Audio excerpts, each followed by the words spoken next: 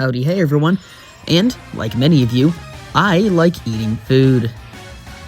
And that's exactly what Big Food wants! Anyways, seeing as humans, or I don't know, squirrels for that matter, I don't discriminate, need food to survive, many food companies have many different strategies to get you to buy their food. One such strategy is marketing, specifically with mascots, as mascots are an easy way to make your food look fun and exciting, and memorable, thus making consumers want to buy them more. And it really does work, because, let's be honest, you would absolutely forget Frosted Flakes if it wasn't for Big T over here. However, seeing as I'm a Fakemon channel, and not a food channel, you might have guessed, I'm not here to rant about mascots for however long this video is. No, I'm gonna turn some mascots into Pokemon.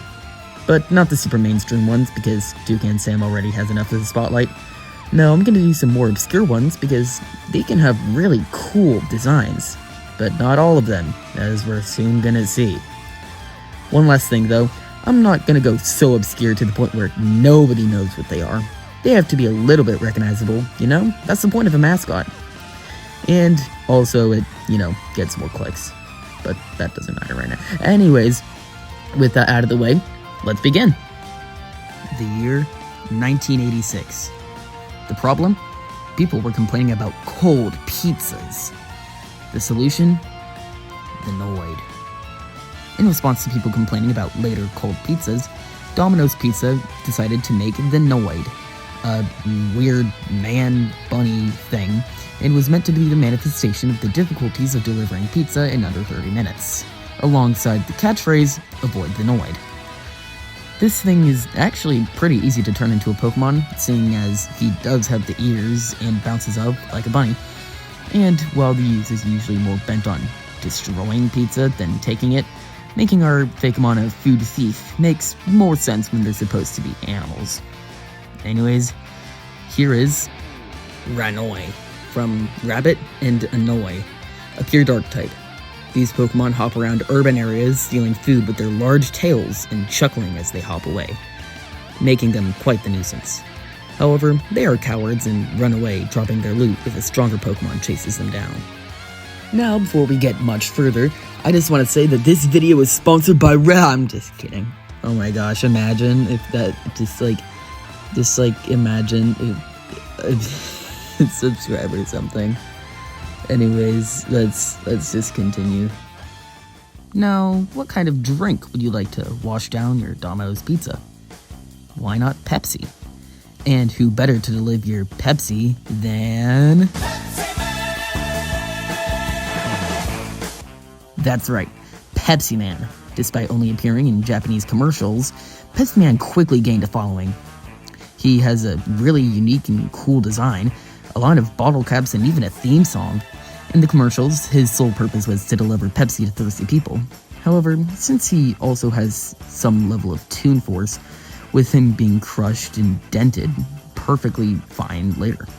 This might also be because he seems to be made out of aluminum, to the point where he seems to literally be a personified can of soda.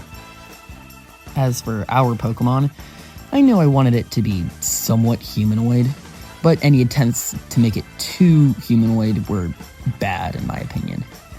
Then it hit me. If Pepsi Man is just a personified can of Pepsi, maybe his arms could be soda flowing out. And yeah, that would technically also be his blood, but don't worry, I'll figure it out. Anyways, here is Bevasis, from Beverage, Basin, and Oasis, a steel water type. These Pokemon are filled with a sugary liquid. It offers this liquid to dehydrated people and can always refill themselves by simply drinking water. Their body is made of a soft and malleable metal, so it can absorb hits rather well. Moving away from huge, multi-billion-dollar companies, we're moving on to a still large company, just not to the scale of Domino's or Pepsi. Otter Pops are a push popsicle brand and a staple of my childhood, but claim to be different from other popsicles, being popsicles with character. This is pushed because every flavor has a unique and surprisingly well thought out character, with their own motives, desires, and backstories. Such characters include Old, Orphan, and French. However, out of all of them, the one I decided to turn into a Pokemon was Louie Blue Raspberry, who reps, you'll never guess it, blue raspberry flavor. The reason I chose him, other than the other ones, is because he has a good balance of not being overly detailed, but also has enough to work with. He's also blue, which works well for the water type. I plan on giving him, yeah, water, not ice. If I were turning popsicles into Pokemon, it would be ice, but I'm doing the characters instead of the food. Anyways, here is Ottublu from Otter and Blue, a water normal type. These Pokemon are rather creative and crush berries to paint.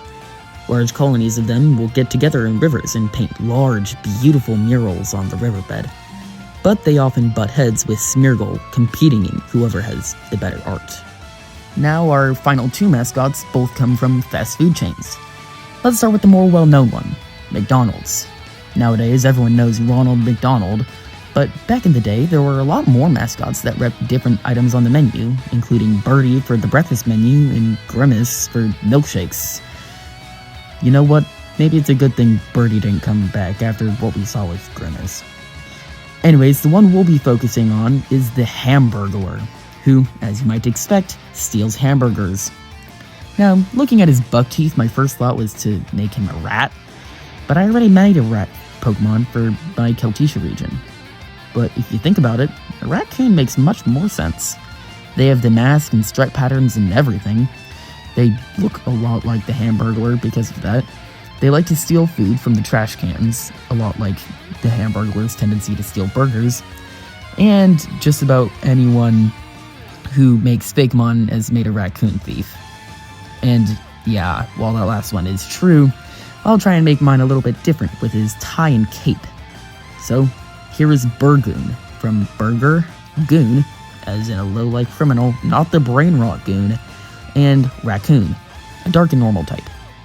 With quick reflexes and silent paws, this Pokemon was built for stealing food. However, due to their rather large ego, they usually end up getting caught in the middle of the act. They use their cape-like fur to hide in the dark of night. And finally, for a mascot that I didn't even know existed until I started researching for this video, you know Arby's, the We Got the Meats place? Yeah. Apparently, this is their mascot. Want to take a wild guess as to what his name is? It's Oven Mitt. His name is literally Oven Mitt. And I've never seen any advertisements with him. I don't know what to think. What?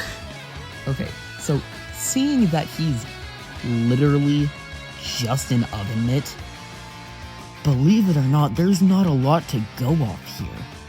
So I'm gonna try to make literally an Oven Mitt Pokemon. Hopefully it's not gonna look bad. Yeah, you know, in the beginning of the video when I said that some of them were not as creative as others, this is what I was talking about. But just making an Oven Mitt Pokemon would be boring, so why not do a ghost possessing an Oven Mitt? Maybe they died from cooking-related injuries, so they're much more careful in the afterlife. You know, that's at least a decent concept.